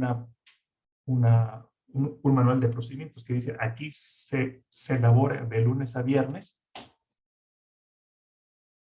¿cómo lo podemos hacer compatible? Bueno, es que cuando se tenga que que infundir el paciente el sábado, pues simplemente se hace, sí, pero ¿quién más? O sea, contamos con el personal que tenga la disposición. Horas extras, profe. Exactamente. Sí, digo, contamos con el personal que esté dispuesto a eso y no solo eso. O sea, no solo la enfermera que lo haga, sino el médico que se encuentre ahí en la cabecera, atento a una reacción a la infusión. Va a estar también el presente. Doctor, también podría ser en el caso de los laboratorios, que si en la visita que viene el paciente, que le toca al paciente, le toca el kit, un ejemplo, el kit D, y no lo tenemos por lo de la pandemia o porque no llegó, se puede ocupar el universal que sirve para todas las visitas. Podría ser un caso, ¿no? Sí, muy bien. Exacto. Entonces, todo eso tiene que estar también contemplado en el manual de procedimiento. que no nos agarre por sorpresa. O que se defina con anticipación que el centro no podrá participar en estudios que impliquen tales y cuales cosas. Muy bien, para el error número 7. Un manual de procedimientos que use un lenguaje rebuscado y redundante. Se encuentran con palabras ahí raras, frases ahí demasiado sofisticadas. Tampoco quieren ustedes ofender a la persona que lo hizo, pero sienten que algo no está bien ahí. ¿Qué preguntas se harían? O simplemente expresarán su gusto personal. Es que yo creo que el lenguaje que usas está muy rebuscado. Yo la pregunta que le hago a mis alumnos cuando de documentos les digo, ¿así hablas? Y pues definitivamente en la forma que nos expresamos nos damos cuenta qué tan rebuscado, qué tan limitado está haciendo nuestro escrito, ¿no? Sí, sí, claro. Yo creo que es una muy buena pregunta para comenzar. Así es como enseñas o te comunicas cuando le quieres, sí, cuando tú quieres enseñarle a tu compañero cómo hacer el procedimiento, ¿son las palabras que tú usas? Bueno, entendemos todos que el lenguaje escrito sí tiene diferencias con el hablado, ¿no? A lo mejor en un procedimiento escrito, pues no podemos poner, para que no la riegues, ¿no? Haz tal cosa. Sí, definitivamente. Claro, pero sí, claro, pero en general tiene que ser, bueno, sí, usando un lenguaje formal y apropiado, ¿cómo lo dices con tus palabras cuando se lo explicas a un compañero nuevo? Esa es una muy, muy buena pregunta, claro. Y claro, hay otra forma, hay otra palabra o término que podríamos eh, usar reemplazando a este y que resulte más claro. Porque quizá la respuesta sea, pues no, desafortunadamente no hay otro término sino este. Sí, Bueno, claro, hay tecnicismos, ¿no? Que sí, definitivamente no son discutibles. Pero la verdad es que la redacción, una buena redacción, es una lectura amable, ¿no? Agradable, que se comprende. sí, Y cuando inmediatamente nos damos cuenta de una redacción que no nos está ayudando, ¿no? Que se genera confusión. Eh, yo recuerdo un tiempo en que las traducciones del inglés al español, las que eran, pues, quién sabe quién las hacía, ¿no? Pero no se entendía nada, ¿no? Entonces la gente sí, no hacía caso de esas instrucciones, pues porque no eran comprensibles, ¿no? Entonces, es cierto. yo digo, a mí me gusta ese ejemplo porque cuando, a pesar de que eran palabras en español, no era claro, no era conciso, pues la gente se brincaba y pues, mejor ensayo y error. Muy cierto. La buena redacción hace comprensible, es una buena comunicación, ya sea escrita o oral, pero sobre todo en la escrita que entendamos plenamente paso por paso, ayuda muchísimo en un lenguaje pues claro, actualizado y que ese lenguaje pues de cierta manera sea universal también, ¿no? Muy bien. Sí, y particularmente cuando estamos en la descripción de pasos en un manual de procedimientos, pues bueno, cada paso es una acción, pues, en donde te dice qué se hace, quién lo hace, cómo se hace y cuándo se hace, ¿no? Eh, si ustedes ven que la descripción de un paso es un párrafo, no sé, de 7, 8 renglones, posiblemente esa persona está incluyendo demasiadas indicaciones en ese paso, entonces tiene que subdividirlo, quizás sea, pues, es importante presentarlo no en un solo paso, sino en 2 o 3, o lo que esté pasando es que la persona está siendo redundante, está echando un rollo, está repitiendo con palabras algo que ya se dijo, algo que ya se sabe, y que no es el lugar apropiado ahí. No estamos escribiendo un ensayo, ¿verdad? Estamos simplemente describiendo cómo se hace algo. Punto.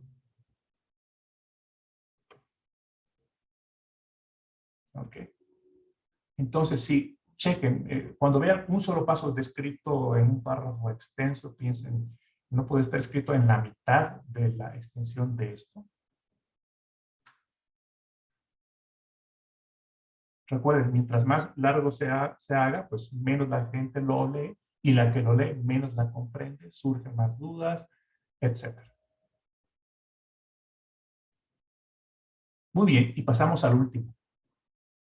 Un procedimiento escrito que prescribe el uso de formularios o instrumentos de control creados sin consultar a quienes los completarán o mantendrán.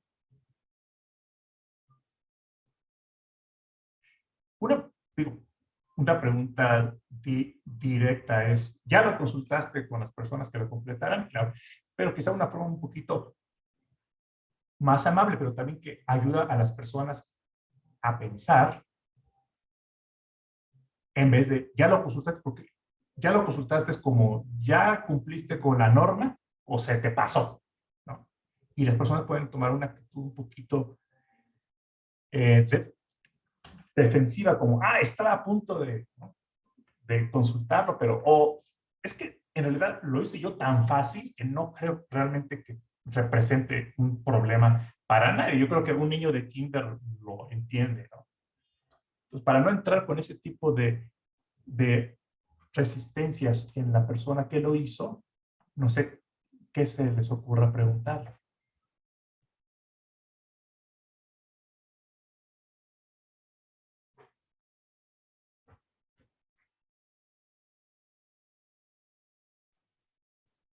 Pues yo preguntaría si es necesario este nuevo formulario, en qué tanto nos ayuda o qué tanto nos alentiza, ¿no? el proceso, ¿no? ¿Sí? Y comenzar a preguntarle específicamente, este dato, esta celda, este cuadro, no lo puedes obtener de otra fuente, o qué pasa si no se llena, o qué pasa si se llena de manera distinta, ¿no? Pueden ustedes ponerse como ejemplo a sí mismos. Fíjate que yo entiendo esto, o yo tendría, yo personalmente, yo vería difícil completar un cuestionario tan largo, o en esta celda yo no podría ser que me quepa la información X, ¿no? O el título o nombre de tu celda a mí me hace pensar o en A o en B y me confundiría un poco, pero ese soy yo. A lo mejor los que lo van a completar sí entienden perfectamente de qué hablas. ¿Este es el caso? Perdón, pero a lo mejor también hay instrumentos que ya están estandarizados y que no se pueden modificar. Entonces habría que preguntar, ¿eso ya está validado o tiene alguna limitante para hacer cambios o modificaciones si son pertinentes? Bien, muy bien, Marta. O en caso que ya tuviéramos un formulario previo, preguntarle cuál era el problema en el formulario previo que tú estás intentando resolver con el nuevo.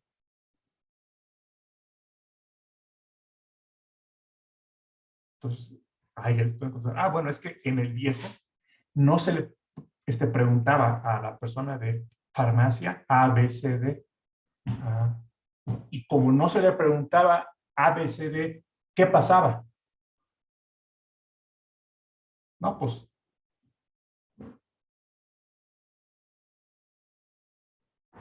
no lo sé, pero creo que es importante que lo sepamos, ¿no?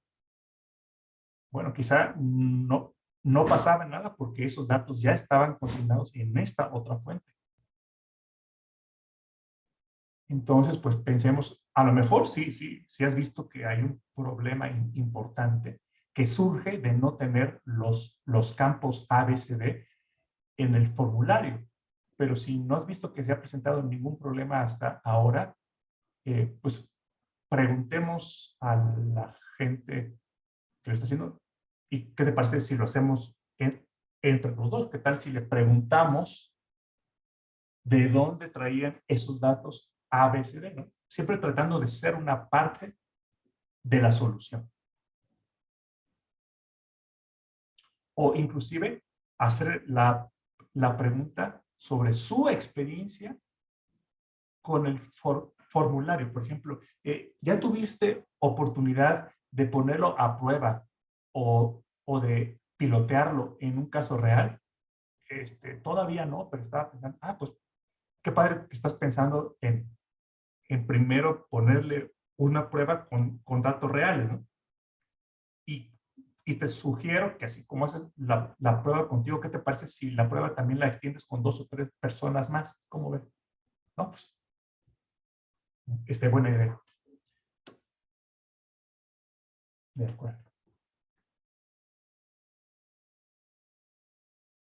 Los informes de la actividad del patrocinador en el centro de investigación, pues nos dan también indicios importantes, ya cuando se acumulan con el tiempo, de cosas que es importante cambiar o que es importante poner por escrito en los procedimientos.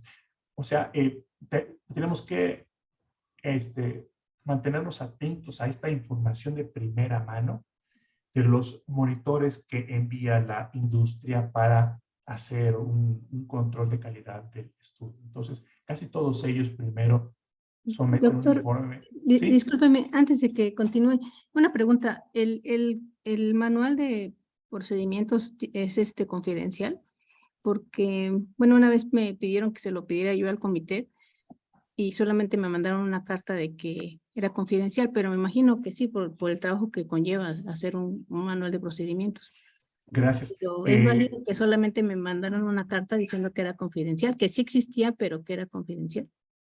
No es válido. El manual de procedimientos tiene que estar atento a todo aquel que lo pida. Por supuesto que tiene que haber un procedimiento para que lo pida, ¿no?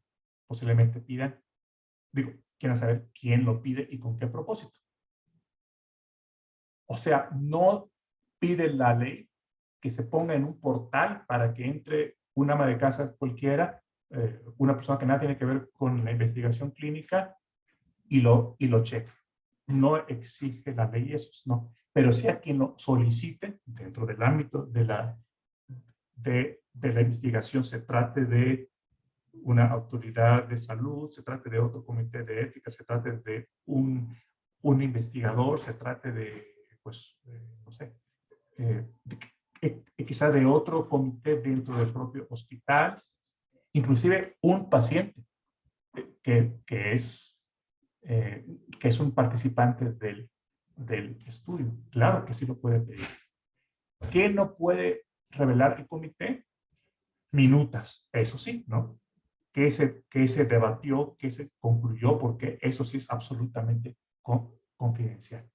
No este manual de procedimientos.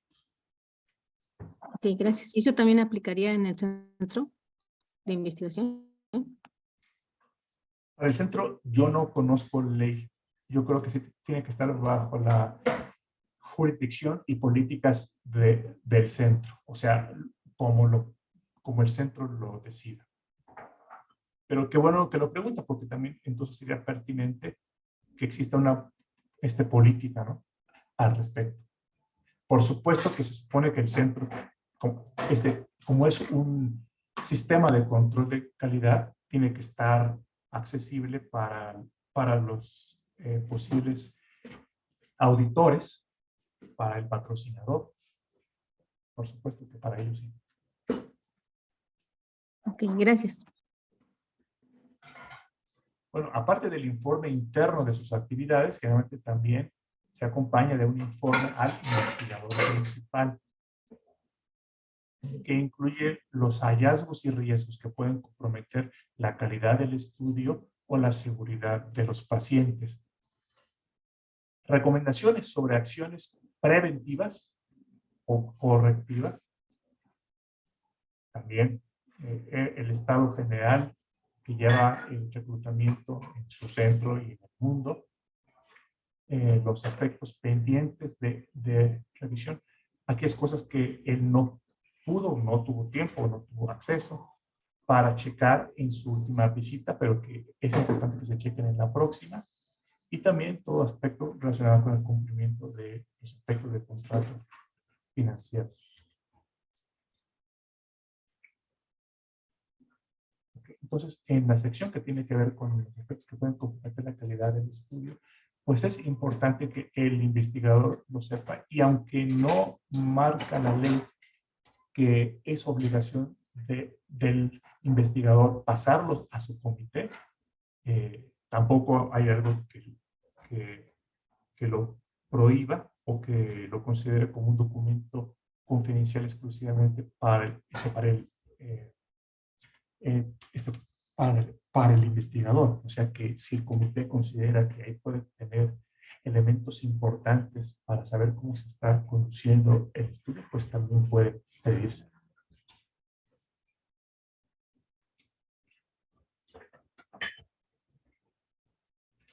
Muy bien. Este es un tema que quizá no vamos a tener tiempo de discutir completamente, pero vamos a comenzar y lo complementamos el próximo jueves.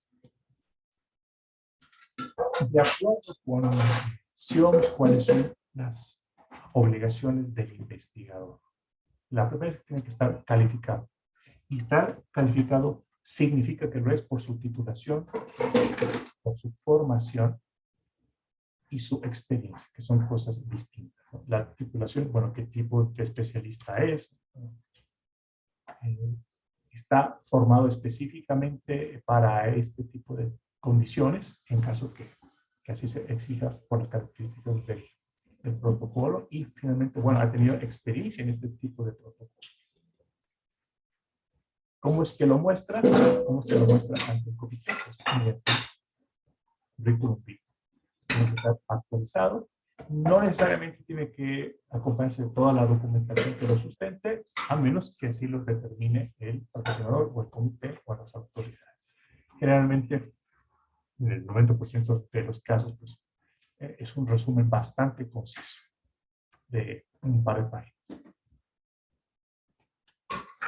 El investigador deberá conocer a fondo las propiedades de los medicamentos en investigación, tal como figura en el protocolo, en el manual del investigador y en otras fuentes de información proporcionadas por el patrocinador. Conocer a fondo, aquí no hay manera quizás de demostrarlo así de un test al investigador, pero sí a través de su firma de que recibió y leyó el brochure, que es el manual del investigador. Y el protocolo mismo, que en sus primeras secciones también cuenta con información crucial sobre lo que se conoce de los estudios preclínicos y clínicos del fármaco. Su responsabilidad, conocer y cumplir con la guía de la buena práctica clínica. Por eso es que se le exige la documentación de que tiene también capacitación en la buena práctica clínica. ¿Sí? No es esto gratuito, sino es parte de la guía mundial que da la OMS. Tanto el investigador como su institución deberán permitir al patrocinador la monitorización y, en su caso, la auditoría del estudio clínico. Y también a COFEPRIS, cuando se requiera, que se haga la inspección correspondiente. Recuerden que la palabra inspección realmente se asocia a una actividad hecha por la autoridad, que puede tener implicaciones legales, ¿no? Que es distinto a la simple auditoría, que generalmente la hace el patrocinador. El investigador deberá archivar el listado de las personas debidamente calificadas en las que haya delegado obligaciones importantes relacionadas con el estudio. Esto es precisamente ese formato de delegación que nos ha comentado Yolanda.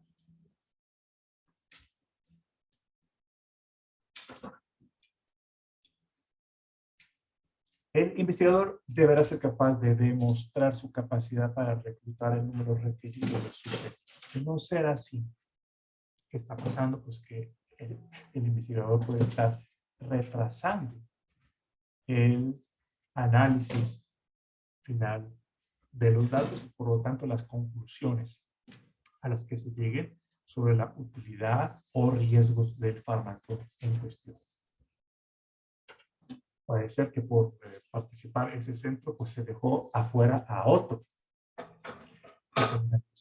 Sí, la capacidad para reclutar pacientes. Por eso, todos los instrumentos que el patrocinador pide al investigador que siga, como por ejemplo formatos para el pre-screening de pacientes, no son solo una exigencia de tipo práctico y logístico y de la conveniencia del patrocinador para saber si me quedo con el centro A o el B, sino realmente también forman parte de la norma y de un principio ético de, pues, si no vas a, bueno, si sabes que no puedes contribuir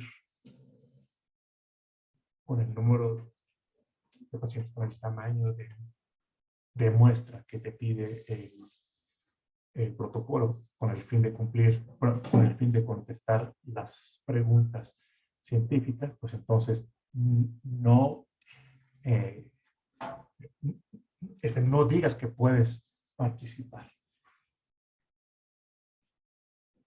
Finalmente será un desperdicio grande, no solo de tiempo, sino de recursos.